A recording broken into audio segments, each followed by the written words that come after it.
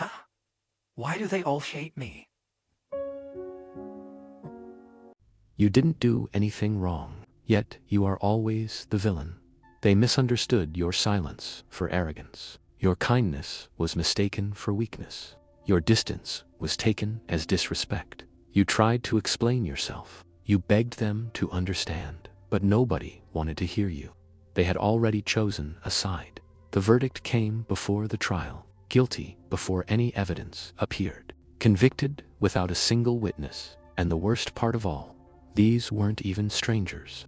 These were people you truly loved, family who should have protected you, friends who promised to stay forever. They watched you fall apart and chose to simply look away. You became the family scapegoat, the one blamed for every problem. But here's what they won't admit. You aren't hated for being bad. You're hated for being too bright.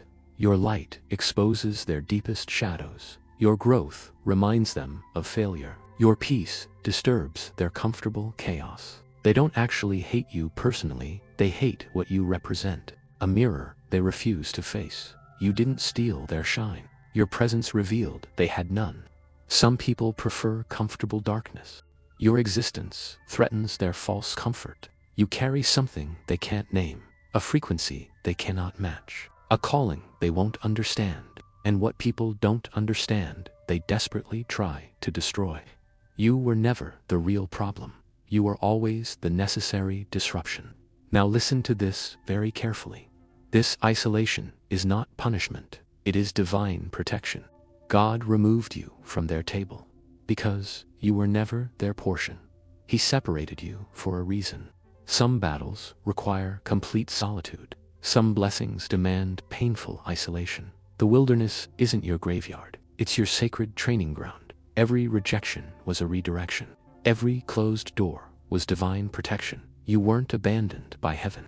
You were being quietly prepared. The chosen are often the loneliest. David was anointed in complete isolation. Joseph was sold by his brothers. Moses wandered the desert alone.